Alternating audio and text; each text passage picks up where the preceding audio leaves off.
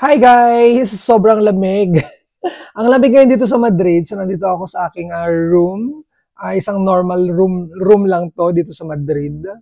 Um, Normally pala dito merong tatlo or dalawa or sometimes apat na rooms sa isang piso, no? And dito sa Madrid, wala pong normally lock yung mga rooms. But anyway, ako nga po pala si Nathaniel. Hello po sa inyo. Ketal?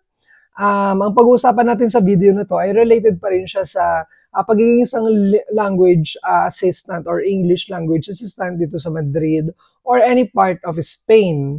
Ang pag-uusapan natin ay tungkol sa role ng isang auxiliar, no? Nakapublish ito sa Conversa Spain, pero sa tingin ko, applicable to sa any type of programs. It's either Conversa, Ministry, Medeyas, Beda, USETAM, Up International, or sa Institute of Franklin, pare-parehas lang yan.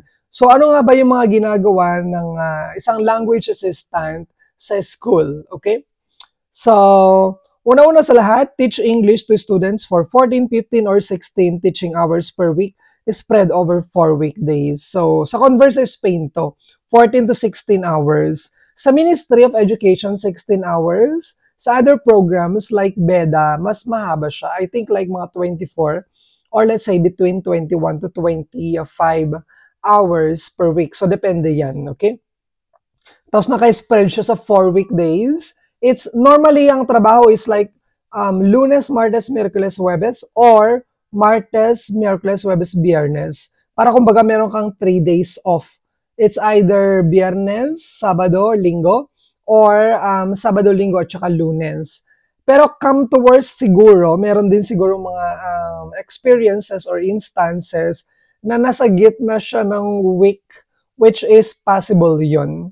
And depende kung halimbawa dalawa yung school mo kasi meron yung instances na dalawa yung school. So, ayun.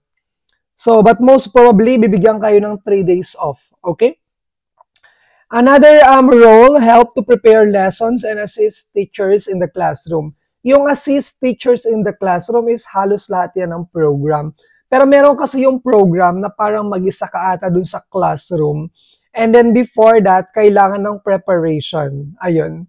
Pero sa experience ko so far, I've been with public at saka concertado schools. Ina-assist ko lang sila sa school.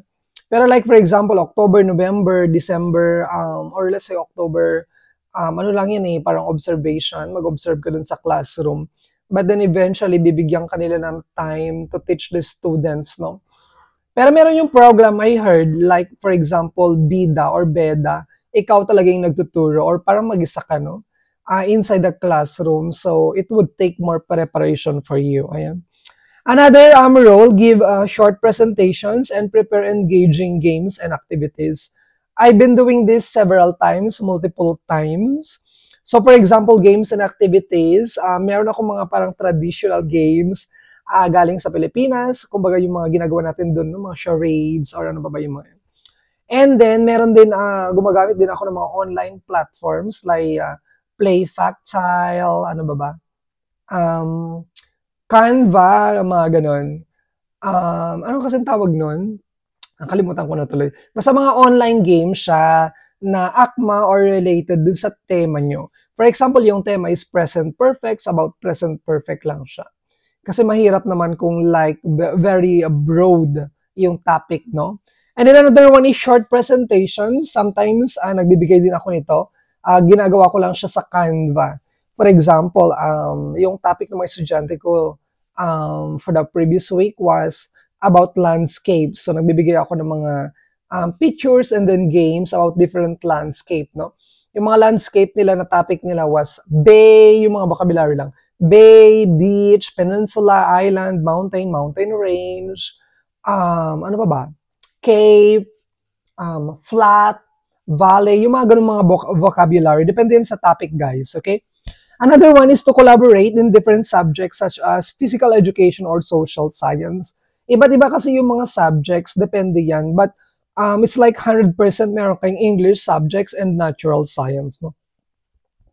Hindi ko lang alam kung eventually babaguhin nila yun kasi like yung social science, not English yun. tapos ginawa na siyang Spanish. Yung iba, meron silang physical education, yes. Arts. Yung arts, medyo chill lang siya, parang drawing-drawing. So, um, ituturo mo lang sa kanila yung mga basic na mga verbs like cut, draw, paint, ano ba, stick, yung mga ganun, fold, yung mga ganun mga verbs, and then yung mga vocabularies about school materials, no? For example, ang nakatoka sa'yo is like infantile or the, parang kinder yun. And then grade 1s, 2, or 3. So, parang madali lang siya pero for them, it's not that easy, no? To grasp the new vocabulary. So, yun. And then what else? Sabi nga dito, you do not need to be an expert in those subjects. Totoo lang. For example, lalo na sa science, no? Kasi masyadong technical yung mga words. So, hindi naman talaga kailangan maging expert. Although kasi pag impromptu siya, ang hirap niyang i-explain, lalo pag, ano na nga ulit yung toad? Yung mga ganon. Yung, ano na nga ulit yung cape or yung cliff, no? Well, yung cliff, yeah, it's easy. Pero meron kasi yung mga words na parang kailangan mo ding reviewin or, tignan na, ganito pala yung ulit yung meaning, nakalimutan na, di ba? Lalo-lalo na kung wala kayong teaching experience. So, ayun. Another one is prepare students for oral exams. Yes, nagawa ko na to for Cambridge. Yun nga, grade 6 at saka 4th of ESO, meron silang Cambridge. Pero other schools, parang optional din sa kanila, no? Like for example, sa akin dati, sa Cambridge exam, grade 2, 3, 4, and 5, optional sa kanila. Pero meron pa rin nag-take. So, dinadala ko sila outside and then nagpa-practice kami ng speaking. Or pwede na yung i-practice yung speaking in front of the class, kumbaga as a whole. And then mag-pinpoint ka na lang or tawag ka na lang ng someone para mag-recite or to answer the question.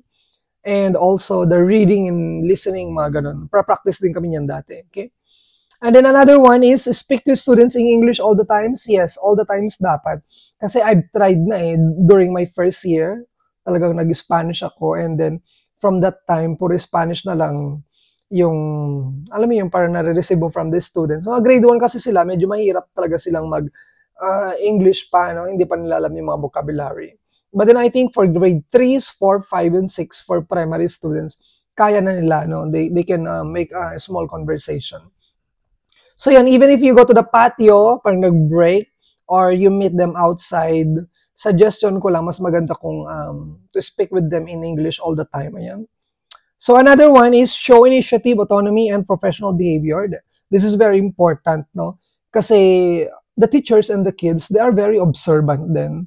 Like, kung ano yung ginagawa mo, talagang nakikita nila, especially if you are in front. So parang, you should maintain professionalism all the time. Ayan. Another thing, show a keen interest in students' progress. Yung mga bata, hindi sila pare-parehas, guys, okay? Meron yung mga bata na madaling turuan, ano pa ba? Yung medyo kailangan ng tulong, ganun. Most of the time, nandun ako sa mga bata na kailangan nila ng tulong, no? Kasi when they struggle, so, ang daming factors, ang daming kailangang, gawin, no? Ayun, lalo-lalo sa speaking, okay? Another one, motivate students to learn English and encourage interest in the culture and traditions in your own country. Yes, I always give them positive words, motivations, and encouragement to speak in English. I give them tips kung paano matututuhan pa in English. Ayun, reading books or watching TV in English. Yung presentation pala ng culture and tradition, binibigyan kayo ng time, no, to present about the Philippines, no.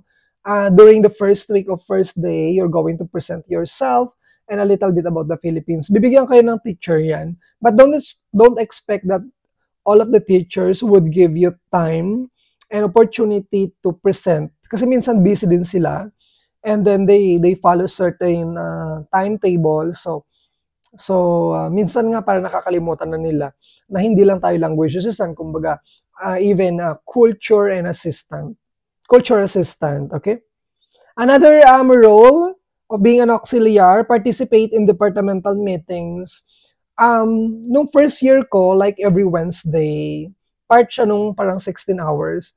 And then ngayon, every parang last Wednesday, para lang every last Wednesday of the month, para lang mapunuhan yung aking 16-hour per week. And then, yung last year, previous year was, hindi siya regular. Nag-email lang sila kung kailan magkakaroon ng meeting, ganyan. Kung meron lang mga important information na kailangan nilang sabihin. Kumbaga yung departmental meetings is hindi siya regular. Siguro depende yan sa iba't ibang program. Another one is take part in conversation classes with teachers. Actually, hindi ko pa ito na-experience ever, pero yes, merong mga language assistant na ginagawa nila yon para ang tawag dito, nag-i-schedule sila ng isang session talaga to speak and to talk with your teachers and then to help them. Ayan. And I think it's also a good opportunity din for them also to maybe help you in Spanish, no? Parang immersion or exchange, language exchange, no? Another thing, arrive to the class on time and follow the timetable. Napaka-importante po yun. Part na rin po siya ng pagiging professional. Ayan. Another information, arrange to coordinate with the main English teacher to avoid any confusion. Ayan. This is very important. Sometimes, nakipag-communicate sila via WhatsApp or email. Most of them email kasi mas professional siya. But then some of them is like, gusto lang nila yung parang impromptu ba na, alam mo yun, yung parang, oh, ikaw, gawin mo to ngayon. And then, dapat very quick ka, kumbaga, to adjust. And then, ayun, dapat mabilisan. Alam mo yun, bro? Pakidiscuss naman to, ayun. May mga teachers na ganun, wala na silang mga ano. Pero mas maganda kung mayroong preparation or coordination in advance, no? Para mas maganda yung outcome or yung result. And then another one is integrate into school dynamic. Sometimes maraming mga activities ang school like field trips or events, mga holidays, mga dancing like yung Christmas na. So may mga dancing kami ganyan. Ayun, ina-encourage din nila the auxiliaries to participate and ayun. So ayun lang muna yung pag-uusapan natin ngayon. Check out my other videos. So marami pa tayong i-discuss about being an English language assistant here in Madrid, here in Spain in general. And if you like this video, you can share, you can hit the thumbs up button, you can share, you can subscribe. Check out my playlist Teaching English in Spain. Ayun. So, very random yung kino-cover ko dito na sa tingin ko naman is informative and makakatulong sa ating mga future English language assistant na gusto mag-tour ng English dito sa Spain. Okay? So again, this has been Nathaniel and maraming salamat sa inyo for watching especially. And hasta luego from the capital of Spain, Madrid. Bye po!